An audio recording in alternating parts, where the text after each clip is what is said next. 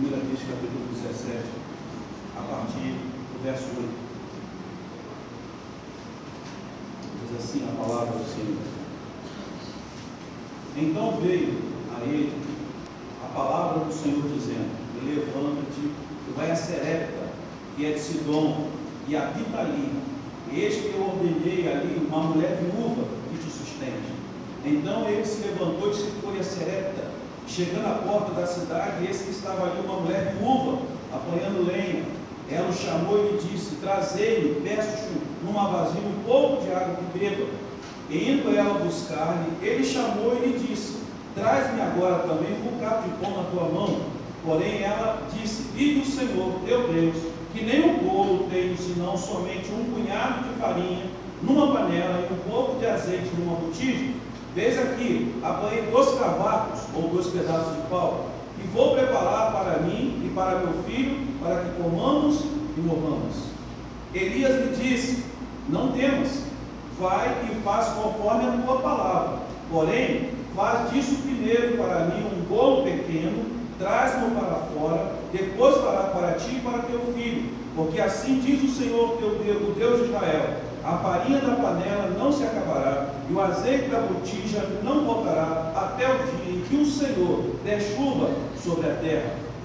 Ela foi e fez conforme a palavra de Elias, e assim comeu ela, e ele e a sua casa, muitos dias. Da panela a farinha não se acabou, e da botija o azeite não voltou, conforme a palavra do Senhor que falara pelo ministério de Elias. Depois dessas coisas, sucedeu que adoeceu o filho desta mulher e da dona de casa, e a sua doença se agravou muito, até que nenhum fôlego ficou nele. Então ela disse a Elias: que tenho eu contigo, homem de Deus? Vieste tu a mim para trazer à memória a minha iniquidade e matares o meu filho? E ele disse: dai-me meu filho. E ele tomou o seu regaço, o levou para cima ao quarto, aonde ele mesmo habitava, e o deitou em sua cama. E clamou ao Senhor e disse: ó Senhor meu Deus, também até esta viúva em que eu moro afligiste, matando-lhe seu filho? Então se mediu sobre o menino 3 vezes, e clamou ao Senhor e disse: o Senhor meu Deus, rogo-te que me torne a alma desse menino a entrar nele. E o Senhor ouviu a voz de Elias, e a alma do menino tornou a entrar nele e reviveu. E Elias tomou o menino e trouxe do quarto à casa e deu à sua mãe, e disse-lhe Elias: vês aí, o teu filho vive. Então a mulher disse a Elias: nisto conheço agora que tu és homem de Deus, e que a palavra do Senhor na tua boca é verdade.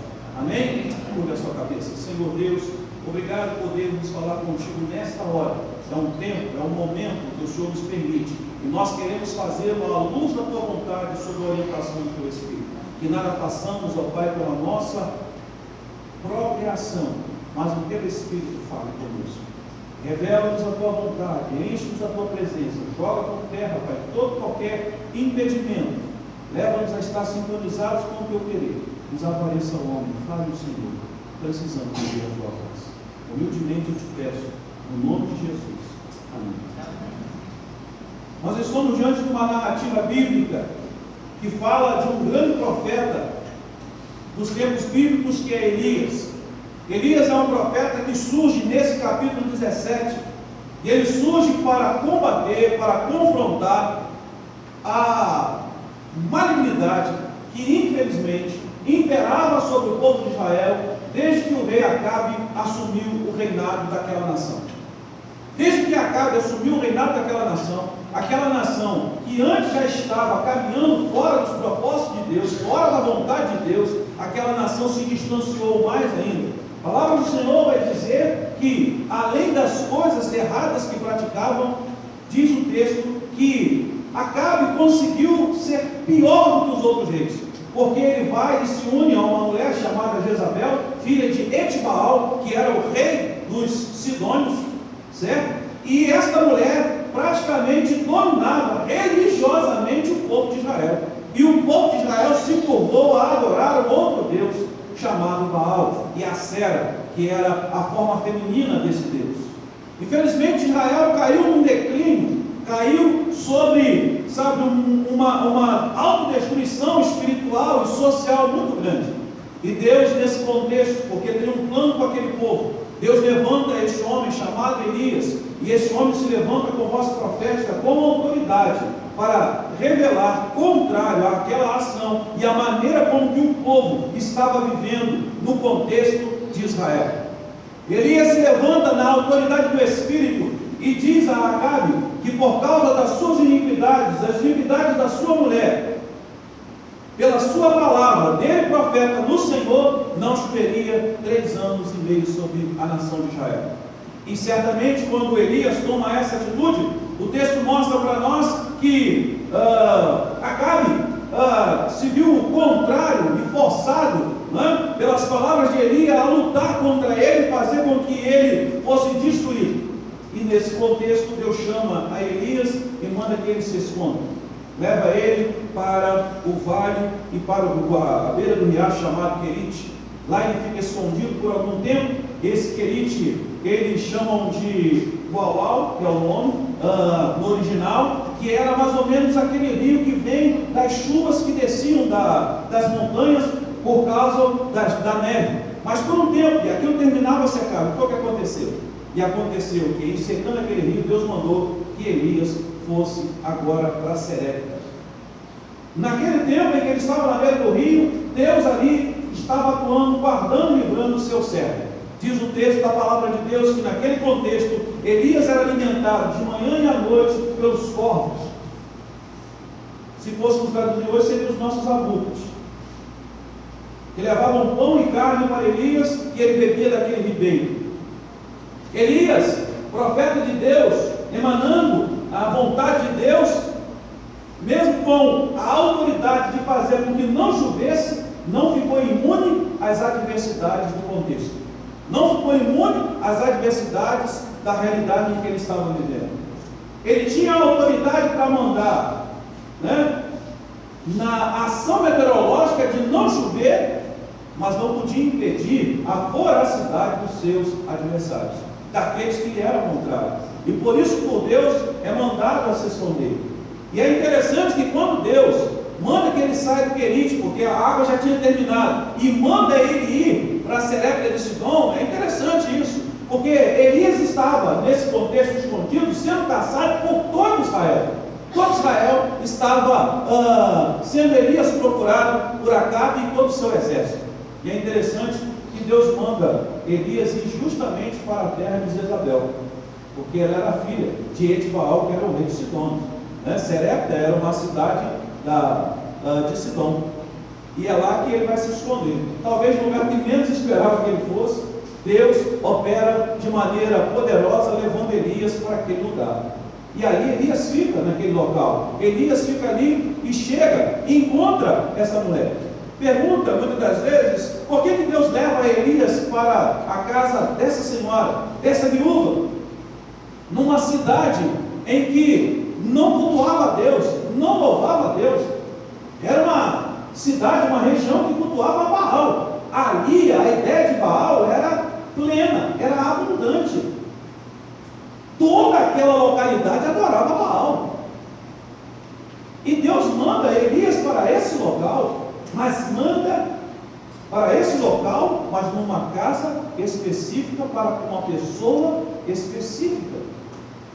E é interessante que quando Elias chega nesse local, encontra esta mulher catando lá gravetos para poder fazer alguma comida, e Elias pede água. Graças a Deus que em Sidom tinha água, porque Israel já não tinha. Lá em Sidom ainda tinha água. Ela traz água, ele bebe dessa água e agora está com fome. E aí pede comida. E ao pedir comida, a mulher diz ao seu levita: o Senhor, que eu não tenho lá em casa senão um pouquinho de farinha e um pouquinho de azeite para fazer para mim e para o meu filho e a gente morrer, porque nós não temos nada para comer. Primeira coisa que eu aprendo com esse texto, apesar do contexto todo ser contrário, mas esta mulher, esta viúva, conseguiu identificar que Elias era homem de Deus. Dentro desse contexto, vivendo nessa realidade, debaixo dessa cultura, aquela mulher conhecia o Deus de Israel. Ouvira falar do Deus de Israel. Certamente sabia do poder, do favor do Deus Certamente sabia que por causa do Deus de Israel, é que Israel estava passando a adversidade da seca e do deserto. E ela olha para Elias e diz: vive o Senhor, que eu não tenho nada, senão apenas um pouquinho de azeite e um pouquinho de farinha. O que eu faço com isso? Se não 2 bolinhos, e olha aqui, pelo contexto aqui não tem fermento. Você imagina misturar o azeite com a farinha, fazer um fogo, tostar aquilo e comer. É isso que eles vão comer. É só isso que eles têm para comer. Certo? Tostar a farinha, mexer ali e tostar aquilo e comer aquilo. É isso que eles têm para se alimentar. É isso que eles têm como providência. E Elias diz àquela mulher: faz o que você disse, mas primeiro vai lá, faz um bolo primeiro e traz para mim, um pão e traz para mim, porque vive o Senhor que você acabou de dizer, que aquela farinha não vai acabar e aquele azeite não vai parar de jorrar. Aquela farinha não vai parar, sabe, de acabar naquela panela, e aquele azeite não vai parar. Quando eu olho para isso, irmãos, eu percebo algumas coisas interessantes. É que a partir deste momento, aquela mulher que estava próxima a perecer, a perder a sua vida, a providência de Deus lhe alcança. E lhe alcança porque ela tem algum entendimento, alguma percepção do Deus de Israel. De saber que esse Deus era um Deus de bonança, de vitória, e era um Deus superior, até mesmo o seu Deus. Porque ela poderia ter dito: viva Baal, eu não tenho isso, eu não tenho aquilo, mas ela disse: viva o Senhor, viva o Senhor, que eu não tenho. Mas pelo Senhor, o Senhor entrou na casa desta viúva e operou um milagre, e operou uma maravilha. Mas é interessante que o que Deus operou não mudou toda a história, mas deu a ela o suprimento necessário para poder vencer e passar por aquele processo que Deus estava determinando sobre o povo de Israel, em que os céus estavam, cinzentos, os céus estavam sem nenhuma nuvem, o sol ficava pino todos os dias. Mas mesmo dentro dessa realidade, na casa daquela mulher, toda vez que ela chegava na beira do seu fogão e pegava aquela panelinha e pegava aquela botija, sempre tinha azeite, sempre tinha farinha. O que eu percebo é que todo o ambiente, ou todo o contexto era de deserto, era de seca, mas na casa daquela mulher, todo dia acontecia de Deus gotejar milagre diário. Gotas dos milagres de Deus no meio de um mar de adversidade. Gotas de milagres de Deus no meio de circunstâncias parecentes intransponíveis. Mesmo diante de um quadro terrível, mesmo diante de um quadro de tanta, impoveridade, os milagres de Deus iam caindo sobre aquela casa, todo dia. Cada vez que aquela farinha se renovava, cada vez que aquele azeite se renovava, a promessa de Deus se renovava no coração daquela mulher. A esperança se renovava naquela família, porque todo dia, através daquele milagre, porque ela certamente, imagina, um bolo para ela, um bolo para o filho, um bolo para Elias, e diz toda a sua casa, eu não sei mais quantas pessoas tinham. O texto diz toda a sua casa, não sei mais quanta gente tinha. Quantas mais pessoas comiam naquela casa, participavam do alimento daquela casa, mas todo dia ela ia lá, colocava, fazia aquela comida, acabava num dia, mas chegava no outro, estava lá de novo. Quando eu olho para essa realidade, eu percebo, irmãos, que quando nós nos atemos a Deus e buscamos estar nele, nós também vivenciamos o mesmo processo.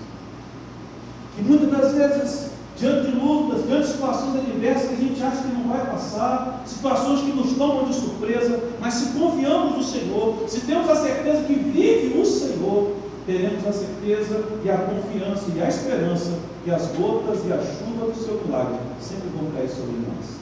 Porque, como diz o nosso hino, né? Chuva de bênção, não é isso? Chuva de bênção, sabe?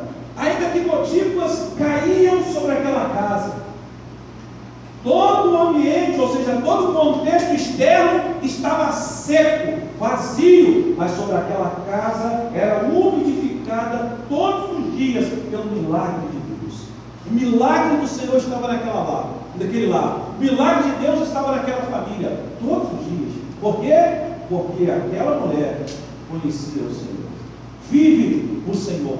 E o homem de Deus foi destinado a estar na casa daquela mulher. E quando você fala naquele contexto de Elias como homem de Deus, é dizer que Deus estava na casa daquela mulher. Deus se fez presente na casa daquela mulher. E essa mulher vai ser referência lá em Lucas 4, Jesus vai falar dela. Olha, havia muitas viúvas em Israel. No entanto, Deus mandou que Elias fosse a viúva de Serepta, para dar e mostrar aos judeus que o amor de Deus era muito além deles, israelitas. O amor de Deus abrangia a todos os homens. Aonde houver alguém que conheça e que reconheça que vive o Senhor, pode ter certeza que, se buscá-lo, o milagre sempre acontece. As maravilhas sempre acontecem. Talvez não aconteça na dimensão que a gente espera, mas continuamente, gradativamente, Deus faz cair sobre nós gotas do seu milagre diariamente. Situações que a gente não acha que vai vencer, situações que a gente não acha que vai conseguir transpor, mas quando menos espera, cada dia Deus vai colocando um pouquinho aqui, um pouquinho ali, um pouquinho acolá, e quando vê, a gente já venceu aquela realidade, a gente já venceu aquela situação, porque os milagres de Deus, ou as gotas do seu milagre, vão caindo sobre o nosso deserto de adversidade. E nós estamos aqui nesta terra para passarmos pelos desertos, para vencermos, sob a perspectiva da graça de Deus ou não. Nós escolhemos como queremos passar por esse deserto, se na perspectiva do Senhor ou se nas nossas perspectivas. Mas quando nos colocamos no Senhor e dizemos: Deus, eu creio em Ti, eu quero estar contigo, podemos ter a certeza que, a exemplo da viúva, vamos ser tocados pelos milagres de Deus, pelas gotas do seu milagre, pelo cuidado, pelo favor do Senhor. E se pararmos e pensarmos, irmãos, desse ano que se foi, quantas não foram as minhas e as suas adversidades? Quantas não foram as minhas e as suas adversidades? As lutas que nós enfrentamos? Mas se pararmos agora, podemos olhar para trás e perceber nitidamente as gotas de milagres de Deus caindo no tempo certo, na hora certa, na medida certa, derramando sobre nós favor, bondade e misericórdia. Quando a gente vai viver no dia a dia, parece que a gente não percebe isso. No dia a dia a gente não sente. É igual a casa dela. No primeiro dia, imagina ela no primeiro dia que o milagre aconteceu, bênção. Mas foram praticamente quase 2 anos aquilo acontecendo. Então você pode dizer assim, vai virar uma rotina, né? Dia a dia que ela chegava lá, ela voltava com comida, já sabia que no outro dia ia ter de novo. Mas só que só estava lá por causa do milagre de Deus. Era só o milagre de Deus que fazia que aquilo acontecesse todo dia. Parece que virou uma rotina. Não, mas era um milagre de Deus diário acontecendo sobre aquela casa.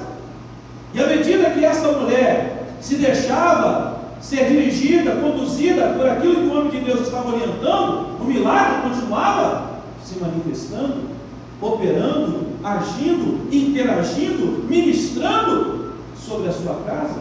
E diz o texto que eles comeram muitos dias. Alguns comentaristas vão dizer que foram aproximadamente 2 anos, 24 meses. Imagina, 24 meses, pão de azeite todo dia. Mas era milagre. Quando eu olho para isso, irmãos, eu percebo, e aí, isso é indicação de comentaristas, que aquela mulher poderia todo dia se alimentar, era a palavra e o Espírito. A unção de Deus nunca saiu daquela casa, a palavra, o alimento nunca saiu daquela casa. E como é bom quando nós tomamos a consciência de nos manter na palavra e pelo Espírito, para que possamos gozar cada dia dos milagres de Deus, ou das chuvas dos milagres de Deus, como esta mulher experienciou na sua vida, a partir da proposta e da promessa e da palavra do homem de Deus, do próprio Deus, através da vida de Elias. Podemos ter a certeza que o Senhor nos honrará e nos abençoará. A pergunta é o quanto nós queremos nos submeter ao nosso Deus e deixar que Ele esteja no controle. Porque talvez essa mulher, para pensar comigo, talvez essa mulher, quando medida que o tempo fosse passando, ela podia ter uma ideia. Peraí, todo dia isso aqui acontece. Então, sabe saber? Eu vou começar a vender. O pessoal está aí fala, está com fome. Certo? Eu vou começar a vender. Todo dia eu já faço para mim, faço o latino, vou começar a vender. Vou começar a distribuir, né? Vamos pensar com a nossa mente capitalista, não é? Porque tem gente que só pensa em dinheiro, tem gente que só quer saber do dinheiro, tem gente que recebe uma coisa e já está pensando lá na frente o que ele pode fazer ou não fazer. Ele não consegue nem experienciar o dia a dia, a vivência do real. A mente dele está tão lá na frente que ele não consegue, já, aquilo que eu disse ontem, se encantar com a beleza do dia a dia. Que a mente dele está tão focada lá na frente que parece que o dia de hoje já foi para ele. E a Bíblia diz que a gente não deve andar ansioso pelo dia de amanhã, porque o dia de amanhã vai cuidar de si mesmo. O que nós temos que saber é viver esse dia, tendo a certeza de que disse o Senhor, Ele cuida de passarinho, Ele cuida de flor do campo, não cuidará de cada um de nós? Ó homem de pouca fé. Ele é o Deus que cuida de nós, Ele é o Deus que nos sustenta, Ele é o Deus que nos livra, Ele é o Deus que nos protege, Ele é o Deus que nos guarda, e podemos ter a certeza que no ano vindouro, apesar de toda e qualquer adversidade que venhamos enfrentar, se o Senhor vive na nossa vida, se o Senhor está no nosso coração, se verdadeiramente a nossa relação com Ele é genuína, é verdadeira, é sincera, os seus milagres vão continuar acontecendo sobre a nossa vida, mas muitas das vezes de maneira, sabe, simples, singela, sem espetacularização, mas a graça dele vai nos tocar diariamente, a bondade dele vai nos sustentar, ele vai mandar o abraço amigo, ele vai mandar a provisão na hora certa, o cuidado na hora certa, porque ele é o Deus da providência, ele é Jeová Jireh. E quando nós nos comprometemos a estar nele, percebemos nele, podemos ter a mesma confiança e termos a mesma convicção que essa mulher teve. Porque imagine, quando Elias mandou ela fazer, que certeza ela tinha que ir fazendo o bolo para Elias e ia ter alguma coisa para ela.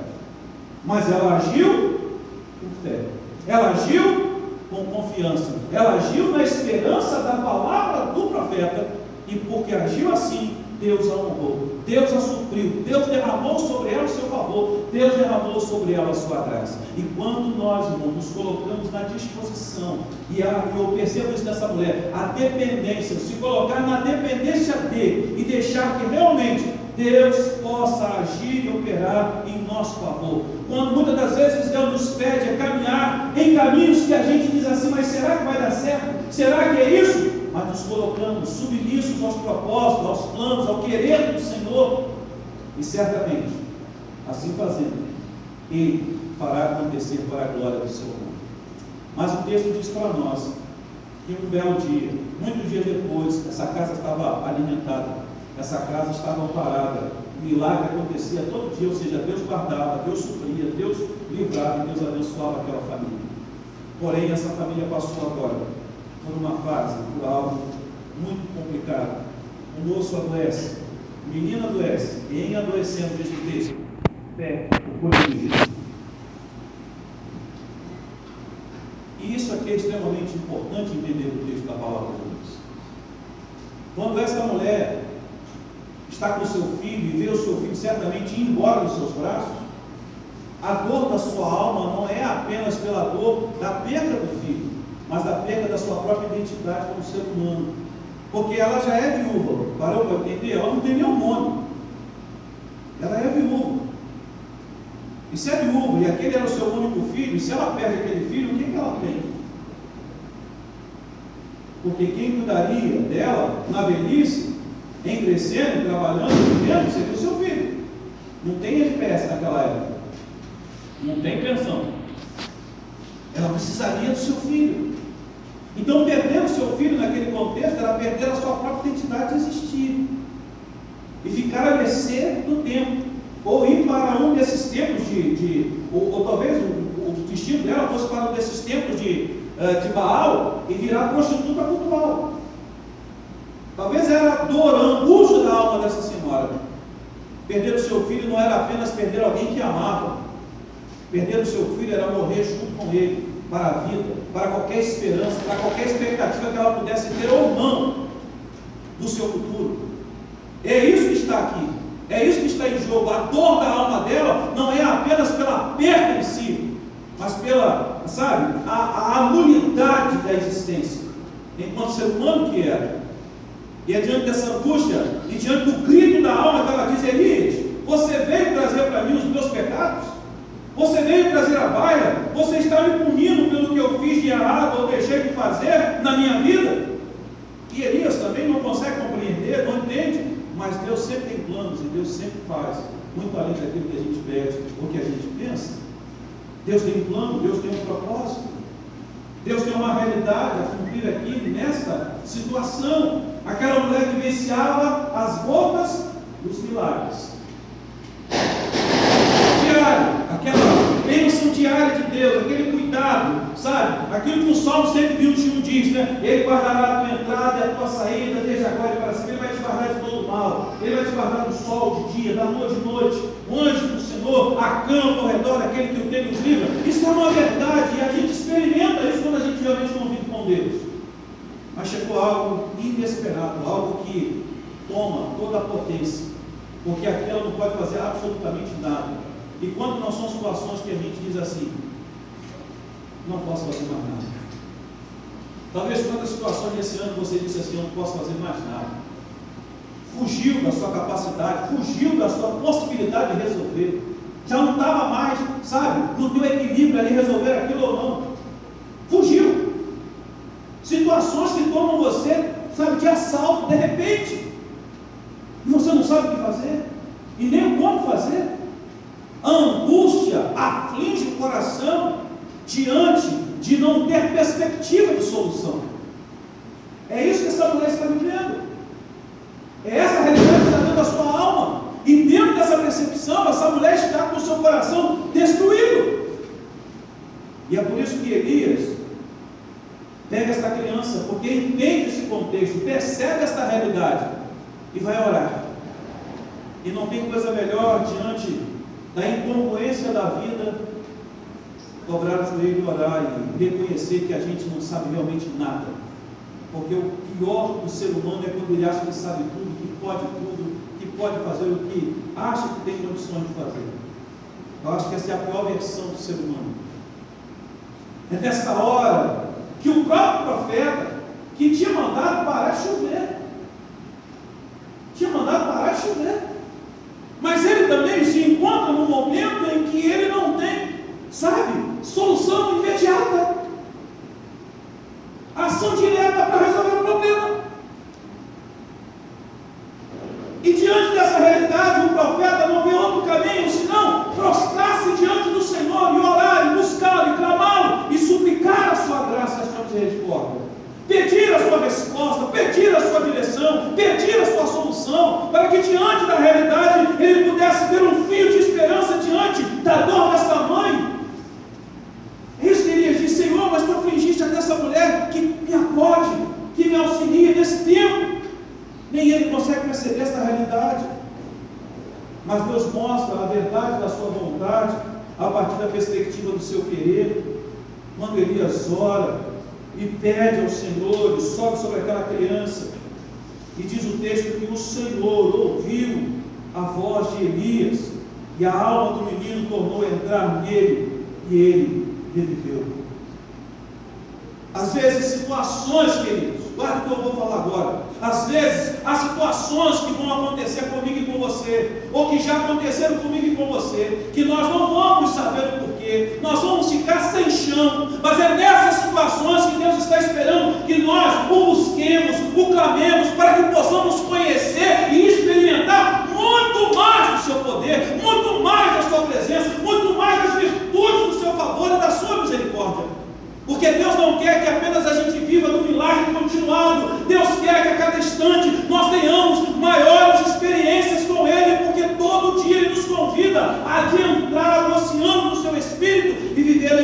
intensidade do seu poder e do seu amor na nossa vida.